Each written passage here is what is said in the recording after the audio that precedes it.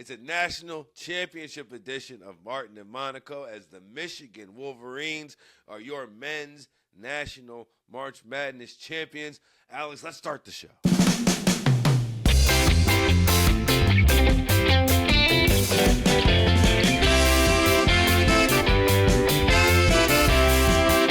Gosh dang it, Martin. Congratulations. To the victors, my friend. I saw you in videos. I saw you taking UConn money line. And you know what I did? I did nothing. Because I knew I was going to talk to you eventually, and I knew that this was much closer to me and you, Alex. I get it. You pick everything. You got to pick a side, and when you pick a side, half the time you're going to be wrong, right? And you came out there and you picked your side, but I didn't necessarily care for the whining after the fact. Hey, listen, I'm going to bark, of course, when we live in a world of sometimes you got to be a little bit your boy Skip Bayless on certain elements of the game. I live in the world of betting, so we gotta talk out those endings sometimes. I'm happy with a cover. I was riding the 35-1 ticket though. Would have bought a couple of round trips to go say hello to the boys, among other things. But no, congratulations. Obviously, Michigan's the better team. They win 7-8 times out of 10. It was. Game flow wise, as I said off air, which again, who cares from your lens? Not that great, not that thrilling, and I thought the refs obviously weren't ideal. Interesting background, bringing that Big East guy in. But look, you guys obviously were an incredible team, Martin. Unbelievably well coached by Dusty. The crafted together element, which I'll let you speak to, was unique in and of itself. And Michigan, again, from a program perspective, higher lens, AD lens. Goodness gracious, is this not the culture to beat? Forget about just another championship in the world of Michigan. But again, a big win for also Big Ten, so congratulations on a couple of accounts. As we like to say in Ann Arbor, we're an everything school. You're a football school, you're a basketball school. No, we're an everything school. Just check the Frozen Four. As you'll see Michigan in the finals there. And the women's Elite Eight right there. But hail to the victors. No, so I would say this. Dusty May, to me, he is what Calipari was to one and dones. Dusty May to the transfer portal is what Calipari was to one and dones.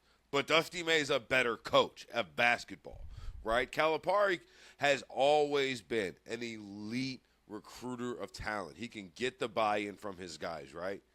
Dusty does that and has the X's and O's. Because how much of Cal is, okay, future top 10 point guard, go be great, Derrick Rose. Yeah. Go be great, Darius Acuff, right? Go be great, John Wall, right? Dusty can take these guys that was on the bench. Adai Mar was on the bench at UCLA. Morez Johnson on the bench at Illinois. Both of these guys on the bench in the Big Ten on teams that made the tournament. Got those guys, turned them into NBA players, right? Right. Yaxel Lendenberg, I understand that he's maybe more of a quote-unquote finished product, but that kid, he's 24 years old, but has played 5 years of basketball competitively, right? So it's like that, and the ability to get all of these guys, and a guy finally like Elliot Cadeau, who transferred and disrespected in North Carolina. North Carolina couldn't use him. Unbelievable. So when they talk about, oh, this is the best team ever bought, this is the best team ever whatever, sure. This is an NIL team 100%. This is a transfer portal team 100%. Welcome to the game, baby. Welcome to the game. But it's also, too, it's the game, but also this is not Yankee style where we go get the best player from the Rays, the Marlins, the A's, and another terrible team, and that's our infield, right? These were bench players. These were players who were some player teams didn't want anymore, and Dusty built a roster out of that. And even just to your point, Martin, of just the in-game adjustments. Mara, first of all, again, in my world of betting, probably the number one bet guy to go over 15+, gets completely boxed out of the game and in the paint, and they adjust. This team was so well crafted. McKinney off the bench even, you didn't even have time to get to. Goodness gracious. They could beat you in so many different ways, and we know this tournament always comes down to a nucleus of guys. It's so many more times that than it is the mellow, Let me one guy and run the whole table. Kemba Walker run the whole table. It doesn't happen that often. So look, this team unbelievably built. I'm again. I gotta eat my medicine, but I don't know that Dusty outcoached Dan though. You think that's simply what it was? Because you go box score, it's really gross to be like, wow, we won on free throws because you didn't really win anywhere else statistically. That's the angersome element from the losing side. I think there's two things when it comes to it. Dan Hurley is a great coach as well, no doubt about it. Part of being a great college basketball, so much of being a great coach in the NBA is about managing the talent, right? And being able to get everybody to buy in, get everybody to play together, right? Because the talent level is so high in the NBA that even the worst players in the NBA at certain points can go for 40, can go for 35, right? Because everybody can hoop. And it's so much more about the mix and so much more about the recipe than it is about the individual ingredients, right? You see big threes blow up all the time. You see teams like OKC who are just like, dude, I think when they go to the movies every Friday night and somehow they just don't lose, right? Because they like each other. I think that is a massive aspect of coaching in college basketball. And I think that if Dan Hurley had been more, and again, this is obviously a criticism of the best, right? So I am not looking at we'll talk about Dan Hurley in about 2 seconds here, and it'll make way more sense. But I think if Dan Hurley had embraced the portal just a little bit more, or if he had been able to convince, I forget the kid's name, the kid last year who after went to the G League, he was not Silas Demary, he was on the team. But anyway, this kid was he didn't get drafted. He was a Big East, Liam McNeely. If he had convinced Liam McNeely to stay at UConn, then you got a guy that's like Dusty's able to convince Yaxel Lindenborg to come to Michigan. He's able to convince Trey McKinney to come to Michigan and come off the bench because that kid is going to be a top 15 pick in the NBA draft next year. You know what I mean? Like, I think that is a big aspect of college basketball coaching. That's why I say Dusty, like right now, if you listen to any of his interviews, he's like, we're trying to get to Detroit, meaning the Final Four. We get there right now. In 2 weeks, the 2 weeks of the transfer portal is where we build our team to be able to build us for March. Now I'll say Dan Hurley and what he's been able to do at UConn over the last 4 years has now made UConn the team of the decade, and especially in the NIL era. So it's like I may sound like I'm talking on both sides of my mouth, but I'm truly not. He was able to get guys like Caravan to stay, Solo Ball to stay, right? And just maybe he kept one more, he'd have another national championship. But 3 Final Fours in 4 years, back-to-back championships. That's a team of the 2020s, and there's nobody else close. Yeah, no question. I mean, I think, again, I don't know if he, again, to the McNeely thought, it's like, is Caravan coming in a lottery pick even after playing every single eligibility game on his way out here? No. So it's like, okay, did you really convince him to stay, or is it better for him than it was for Hurley? So I don't know there. I mean, well, again, I think not just stay in, because that's the thing. You got to compete against other schools. Caravan could have got a bag to go to Kentucky, for example. You know what I mean? Like, I'm just. Oh yeah, I see what you're saying. I mean, yeah, on that side of things, for sure. Yeah, continuity, depth, obviously upperclassmen is prevalent. But yeah, I mean, Dusty able to play both sides of this game, which is really what Calipari was doing for years, but now doing it also on the X's and O's thing. Again, I don't think he got the out-coaching award in this game. I think his players are better than Hurley's players. If you watch that game again, I don't see coaching really anywhere that makes me feel like Dusty's the guy going into this season to still want to play for. Program-wise, different story. But again, that's the world we're living in. Dusty the recruiter, Dusty the coach. But let's not act like Michigan has championships in college basketball in our lifetime. 2000 on, when was the drought for Big Ten? So they did it for a ton of teams that couldn't do it with quality guys over the years. But yeah. Back to you, man. Your moment. Congrats. Obviously, got to be fun. Well, I'd say, being from Cincinnati. Yeah, there's been no national championship, but you got to think Michigan just since 2010 has had 3 Final Four. 3 Final Fours and 2 Elite Eights on top of that. Like, this is a program. Like, you had down years with Juwan Howard, but National Player of the Year, Trey Burke was there just a few years ago, 10 years ago now.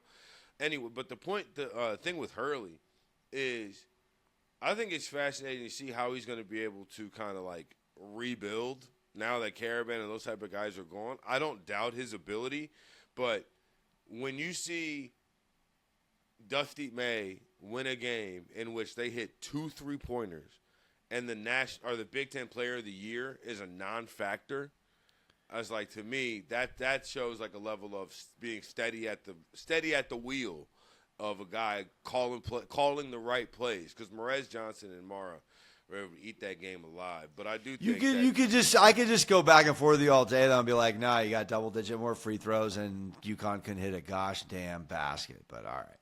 Neither could Michigan. But UConn was like UConn's all year. It was just a gross W. You won the national championship, but it was a disgusting way to do it. That's what I'm chirping at. I'll still do that. I'll do that all day. A disgusting national championship that does not exist. There are only. Oh, it does when you look at that box score, but it's okay. That's honestly what you get for playing the Final Four in a football stadium. That's why people couldn't hit shots. Like, Michigan is one of the shot 40% from 3 for the entire year, and then makes 2 in the final game. Anyway, so speaking of college basketball, you had a surprising to some. It was one of those that not heavily reported, but as soon as you start to Google, it's like, wait a minute. Who knew Michael Malone was madly in love with the University of North Carolina? Apparently, North Carolina did. And I heard a story of Mike Malone going to basketball practice and Hubert Davis welcoming him into the family. And it just goes to show you sometimes you got to be careful who you bring in the door, because it might just be your replacement. Yeah, man. I mean, this was obviously a big assist to the family and learning the connection of his daughter being there, right? I mean, obviously, it sounded like in that introductory, I just saw a soundbite, didn't watch the whole long form, but her wanting her dad there, in proximity wise, what a gift. And now we're talking about a shape-shifting potential hire, because this is another professional basketball league, Martin. I mean, we're talking about millions of dollars. Dudes like Lendeberg making just as much, in his last year than could be his rookie year at the next level type world. So, I mean, goodness gracious, Malone comes in. I looked it up. It ain't happened already, except for Larry Brown, but the other way. Kansas to Detroit, not Denver Nuggets down to College Land. So, great opportunity here to be rare category winner, double winner here for Malone. But secondarily, man, does this open the window for quality coaches? Again, not always having a daughter on campus to kick it with at the same time. But does this open the door maybe for quality coaches in a really bad NBA, bottom tier product here, Martin? Both conferences, bottom 6, ain't good. Does this beg the question that quality coaches become more interested in the North Carolina job openings than they do the Utah Jazz, the Brooklyn Nets, the Kings, et cetera? I mean, I think you definitely get a better chance to I know this. You're definitely going to be expected to compete every year. And I think as coaches, as athletes, that's what guys are looking to do, right? I think it's interesting with Michael Malone saying his daughter kind of brought him into the North Carolina deal. But he has spoken about how much his dad used to kind of idolize Dean Smith as the son of a coach, and Dean Smith, I guess. But anyway, outside of the whole reasoning, I just think it's gonna work. I expect Michael Malone in a world in which your big sell is, how can I get you to your second pro contract, right? Because all these guys think they're going pro. Michael Malone says, I can make you stay a pro. Right? I can make you a pro and make you stay a pro. I've done it at the highest level. Then when you think about just the X's and O's of it all, I heard a good point made by Eric Musselman earlier this week. NBA coaches have such more experience just with raw reps. The season is double the length of the college basketball season. And then the postseason has like quadruple the amount of elimination possessions, right? Like you can get eliminated game 4, 5, 6, 7 of a postseason. You can fight back from all those times. In college basketball, you only get really 1 time per year or 2 times per year to face an elimination game. So Michael Malone, in terms of just X's and O's and reps, should be blowing a ton of guys out of the water. Like Michael Malone probably calls that last time out when Caden Boozer is double teamed at half court. Yeah, I mean, we'll see. But again, back to the Dusty point, you're spinning a lot of plates, you're playing a lot of roles, you're multitasking in this world of college basketball. So where's Mike Malone, the recruiter, transfer portal version of Mike Malone? We don't know yet. Where is he at in the hierarchy of being able to coach young talent? We don't know yet. But I am rooting for it. I am with you. I'm of the belief as well it will work ultimately. But, yeah, to put a button on it from my end, a whale like that, if you will, probably in the alum world and NIL world brings in a lot of dollars. So his contract's a drop in the bucket compared to what he may now bring in year to year to be able to dance in this world of ridiculous amounts of numbers of hundreds of kids, now thousands I'm seeing, entering the portal. Before we move on, guys, we can play the sound here. It wasn't an easy decision, but what I kept thinking about was I have a chance to be a part of something special, the history and tradition, to be a part of something much bigger than myself, as I said a few minutes ago. This was the only college job I'd ever consider.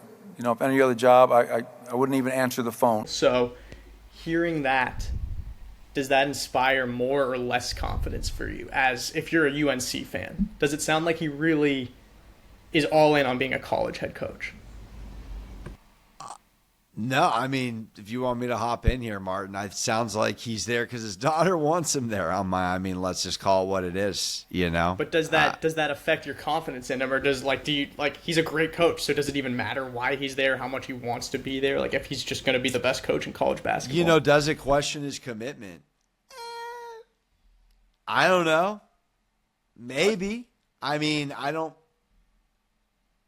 think this. I think that he views himself, rightly so, as an NBA coach. He views himself as the NBA is the premier basketball league in the world, and he's won a championship in that, right? Like you see, it's Euros coming here, not Americans going there, right? Like I'm saying, it's like this is where it is, and where the hoop is king, and he's been king of the mountain at a certain point in his career, and he probably views himself at that level.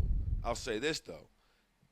There's been NBA coaching cycles that have gone by, and Mike Malone has not gotten jobs. Like, he has not gotten interviews for jobs. And he's been thrown around. His name's been put in there. There was but it's not because of ability. There was behind-the-scenes politics between he and the GM, Calvin Booth, that led to both of them getting fired. When you're the coach of a North Carolina or a Michigan or Duke basketball or something that this brand is massive, this is the biggest thing going, he's in charge. So I don't have any doubt, so I think that he'll be able to, as long as he has the ability and eye to either scout for talent or the ability to find people who can scout for talent, I feel like he'll be fine. And I think also too, you view yourself as an NBA coach, but you win a few ACC titles, you want to go to a couple Final Fours, you realize Chapel Hill, you can walk around anywhere, and it's like your mortgage is, you know what I'm saying? You live in your $2.5 million goes a lot farther in Chapel Hill than it does in, Dallas if you're the next coach there. Yeah, again, this is like a different world. What is that different from a NIL college basketball world and an NBA world? Truly, now that dollars are in this world of college, really, if anything, it's probably more gnarly for the college element of the transfer portal because guys can't get out of their contracts in the NBA as fast.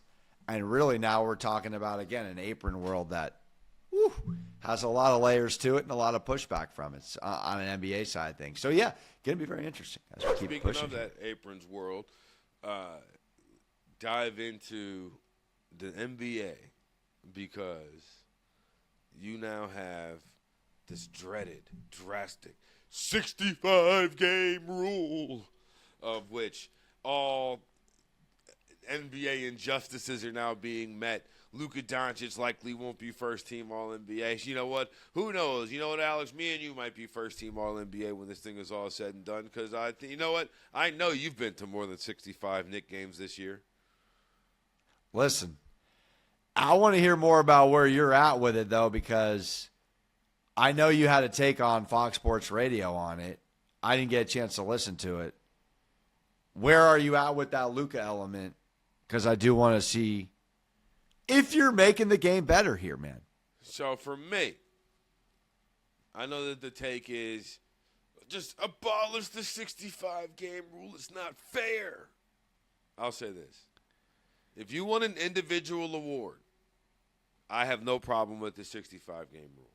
MVP, I have no issue with there being a game threshold. I do think there should be leeway with the all-NBA teams, particularly second and third teams, right? Like, if you're going to be hard and fast for first team, I'm even okay with that. But second and third team, there should be room for leeway. There should be a little room for – because the idea that Luka Doncic, Cade Cunningham would not be recognized as the top 15 best players in the NBA is ludicrous to me. They don't have to be the top one, though. You know, see what I'm saying? Because the top one, to me, there is a level of were you here every day? Did you participate? Yes or no? Yeah, I mean, if you're Luka on the fringe there because of, you know, becoming a father again, or that was the second kid, I think. Yeah, I think there should be some clauses. A collapsed lung, is that like an emergency? You know, for sure. I like your thought, though. I mean, MVP, DPOY, Rookie of the Year, things of that nature. Maybe in that injury, you know, world, you're a little tighter. But on those other awards or achievements, if you will, if you want to call them that, first team, second team, et cetera, all D, you give a little bit of more, open leeway to based off circumstances. I don't know how tight you are there, but I like where you're at. Like Cade Cunningham, like the whole rule was to avoid load management, right? Cade Cunningham did not load manage this year. He got a collapsed lung. Yeah. Right? So, like, that should have some level. It's like, okay, the speed limit, right, it exists, and we all should follow it. However, if someone in your house had a heart attack and you're driving to the hospital and you speed, there should be a level of understanding as to why you're doing it, right? You know what I'm saying? It's like, we got to get to the hospital, okay? We got to make this happen. And I'm not just speeding because I'm late to work. I'm speeding because this is dire circumstances. So I think that there can be and should be some leeway, because if that was the case and you got pulled over, the cop is not going to write you a ticket. He's going to turn the lights on and say, follow me, let's get her going, right? And so I think for that, I'm with it. But honestly, for Luka, when you miss a game for the technical fouls, I have less leeway than that, because you didn't have to get suspended, bro. I'm for you. Go see your kid's birth. Be hurt, right? But, like, the reason why you got suspended is because you, in a 60-some-odd game sample size, you annoyed the officials to the point that 20 different times they called technical fouls on you, because they've had several rescinded on top of that, right? Like, at a certain point, I like the fact that those points add up to a fine. I'm with you. I thought the way you were shaking your head I thought you were about to say no. Because it's just like, dude, shut up. You know, like, just go play ball. The final thing I'll say about Luka complaining, I've thought about this a lot, and I would love to talk to a referee about it. I think guys who complain on defense get more leeway than guys who complain on offense. Because when you complain on defense, it's how could you have called that, right? How could you call that foul? How could you call that foul? And I think I grew this take kind of watching Michigan play, because they're very physical, but with their hands up, right? So, like, to your point, watching the game, it's a rock fight. Guys can't shoot because Michigan is fouling. They're physical, but they're not the traditional hack down on your arms fouls that you generally see the refs call. Like, when I see that type of thing, it makes me wonder, because those guys complain and say, my hands are up. What are you talking about? Where Luka complains and says, how could you have missed this guy fouling me? Do you see what I'm saying? It's the difference between how could you have called that, between how could you have not seen that. And I think that just runs a little different. Too ironic, too, for a guy that's going to do that on the other end as well. Right. So, speaking of ironic, things have changed dramatically in New York with the hiring of John Harbaugh. But one thing hasn't. Dexter Lawrence, our Giants high-priced and high-regarded player, asking for a trade out of New York. Ooh. What's your thoughts on Sexy Dexy, who I think is one of the most underrated defensive tackles in the NFL, underrated players in the NFL, wanting out of the Big Apple? Oh, it's disappointing. I mean, as a guy that's been patient all 5 years here, all 5 winters living in this city, for a Harbaugh and company culture to match talent, Dexter and Harbaugh seem on paper like the perfect pairing. I mean, almost like the anchor, the guy that could be not quite a Ray Lewis, but just a staple cornerstone in a Harbaugh-type D, and a perfect culture setter. I mean, you saw him on the interwaves. Dude's got a dance. He's got a whole vibe to him. So, football's a game of swag, as is basketball, and vibes. So it's a crushing blow to that locker room. And a defense that front seven, he comes to mind first. I don't think he will be traded. I do think they'll figure this out. You think it has nothing to do? It has nothing to do. It all has to do with just him and his bag and striking as big as possible for as many years. Yeah, I like this. John Harbaugh said he's a cornerstone football player. Not really a cornerstone, more like the middle stone. He's right in the middle. He's a big stone and a very athletic and active stone, right? Like that's the type of guy, like, when you take the Giants job, you're thinking, all right, Neighbors on the injury, hopefully he can come back, have full recovery. Scatterboo on the injury, hopefully he can have full recovery. I got decent running back option, good receiver option. I like the Giants tight end options a bit. You know what I'm saying? I think they're slightly above average, Theo Johnson, but I don't think they're great. But I'm looking at the defensive side of the ball. I'm looking at Dexter Lawrence, and I'm saying, I'm building all 10 around you, buddy. Yeah, you know what I'm saying? Like, I'm building, like, you're the star of this. Yeah, and you got Thibodeau and you got Barnes, and you just went young with Penn State, Abdul Carter. So it's just really, man, disappointing right after you got a Harbaugh, to say the least. But hopefully it works out, man. I mean, big momentum swing. I'll say this. There's a lot of time between now and week 1. I think Dexter Lawrence will be a Giant. I hope so, baby. I hope so. Guys, at the owners, I think it was the owners' meetings, Harbaugh himself literally said, we are trying to build the best trench team in the NFL. We want to be dominant on the defensive line and on the offensive line. So getting rid of Dexter Lawrence is a step in the wrong direction from that standpoint. And also, looking at a tweet here from Warren Sharp, I believe it is, pressures when aligned at nose tackle since 2022. Dexter Lawrence leads the NFL with 108. Wow. The next closest is 32 from Vita Vea. He is so far and away the best nose tackle in the NFL. So this is not a guy you can trade away. Long story short. He is, like, Aaron Donald's the best we've seen in our generation, but Dexter Lawrence is right, like, if Aaron Donald is chapter 1, Dexter Lawrence is chapter 3. But, Martin, just to wrap this up here, when do we know, outside of really Strahan himself, this Giants ownership to be a team that pays guys like this top dollar? See, I would have. That's our problem here. I would have been with you. I guess this is the first test of the John Harbaugh era.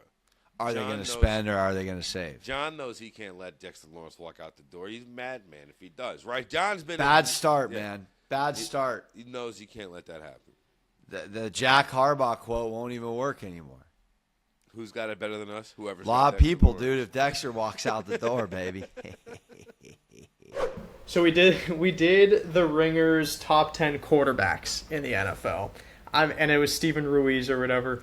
I'm not sure who's in charge of this one, but they do the top 10 NBA players. So just let's go. I don't think it's MVP ratings or anything like that. It's just straight up who are the best players in the NBA right now. Ready, set, go. All right, I'll you go gotta with kick us off. Nikola Jokic. Jokic is number 2. Okay. Giannis is number 7. Victor Wembanyama, the Big Slim. Victor Wembanyama is number 3. I'll go Luka before our guy SGA. You can go SGA. But Luka. It's fascinating. Luka is number 4. I was gonna say, it's fascinating because Luka was either going to be number 1 on that list or number 4 on that list. So SGA is 1. But I was like, I'm not, and I don't know which one I like. I would probably been okay with Luka being number 1, all accolades aside. But SGA is going to be number 1 on this list. Has to be. SGA is number 1 on this list. All right. Now it gets a little interesting. I'm going to go with, I believe, our first American-born player. That's my boy, Anthony Edwards. Great one. That was my next thought. Great Anthony one. Edwards is Cash number 6 on the list. I got his book somewhere over here. I can't find it. I love it. Anthony Edwards, fantastic purchase. Now, you already know I'm going to ride for my boy number 11. I was But thinking I'll wait for Jalen Brunson, but you know I want to throw him out there, and I'm happy to do it. I was thinking Jalen Brunson, but I wanted to hold off just a second because I think there might be. That's fine. Well, geez, we got to pick. You tell me, is it Jaylen Brown or Jason Tatum? You pick. Or is it both? Are we going to just say both? Let's just get them out of the way. We go 1 for 2. We go 2 for 2. There's no way we go 0 for 2. This is tough because I feel like we should be able to get a mulligan on Tatum because if Tatum is healthy, he's on this list at all times, right? Giannis has been out for some of this season, but not near. Like Tatum's only played like 15 games this year. I think that's why Giannis is at 7, right? Well, then Jaylen Brown I'll just would tell you guys, answer Tatum's not even close. Don't guess Tatum. All right. So we won't. But again, it's this season, right? It's right now, right? So it's ranking injuries and all of that. But there's guys that have missed time and they're still on the list. Just know that. Oh, doctor, this is getting real dicey real quick, dude. How much time on the clock here? 2 minutes, 20 seconds. All right, JB, Jalen Brunson. Brunson is strike 1. He's number 11. Just missed it. I don't like that very much at all. And I think this is the ringer, and we're going to have to go Jaylen Brown here, my man. Yeah. We're running out of time. Jaylen Brown. Strike 2, Jaylen Brown. Oh, actually, Jaylen Brown's number 11. Jalen Brunson's number 12. Both of them just missed. Are you all right? This list is. You know what's gonna piss me off? Chet Holmgren's number 9 on this list. No, I mean, are we gonna go? We got Steph Curry, we got Kevin Durant. I get your guys' frustration, but like Booker. when you see this list, it's not that crazy. Where's Devin Booker, Kevin Durant, Steph Curry? We don't have that many more mulligans. Kevin Durant's played all year, and he's been pretty good all freaking year. Kevin Durant missed the list. He's number 13, so that's strike 3. But we can erase that. Give you guys a mulligan, man. Are you choking me? You have a mulligan. Keep going. You have a minute left. We are not ball knowers. We don't know the freaking. Are you kidding me, dude? We've gotten 6 of the top 10. Jokic, Luka, Wemby, and we got Anthony 11, 12, Edwards, and 13. And Giannis. Dude, what are we doing here? Am I missing? Maxey? Oh, Cade Cunningham. Did we say Cade Cunningham? Cade Cunningham. There you go. Cade Cunningham, number 8. Woo-hoo. Took me a second there. I'm going around. I'm zipping right now. I just think MVP odds. I'm zipping. LeBron's not on this list, right? Odds. Don't use MVP odds. Is LeBron on this list? MVP odds. No, LeBron's not on this list. Can't be. It is the ringer, so Austin Reaves is probably like number 14. Oh, man. We don't have much time, dude. We don't have much time. Because of 20 seconds. Dude, we got to get 3 guys in 20 seconds. I'm going around. Dude, Devin Booker would but like. All right, I'll go on my shield with Steph Curry and Devin Booker as 2 top 10 players in the NBA. And if they're, I'll Which I'll one? lose on that one. Time's up. We Which one? We need spots, right? Both of them. We need both of them. We're throwing both of them. Well, you had 1 strike to go, so I was saying, but yeah, Steph Curry's number 10. Devin Booker was number 15, so didn't make the list. Donovan Mitchell. Donovan Mitchell's number 9. Yeah. That's why I said that on accident. Donovan Mitchell's number 9, and number 5 you didn't get Kawhi Leonard. Kawhi, all right. Kawhi's an oversight, but I would Mitchell say is probably the most egregious on there. All right, so we like missed him Mitchell over and Jaylen Leonard. Brown's We a little missed- questionable, but I don't the- think this list is that bad. We lose the list. We lost the list. The 2 things that we really didn't think of was Donovan Mitchell and Kawhi Leonard. I can go to sleep on that. Another loss. yeah, Kawhi, I understand missing, but like to me, the difference between Donovan Mitchell and 13 on that list is minimal. That's like what's your favorite flavor of ice cream? Like it's just Very personal preference interesting at that list. point.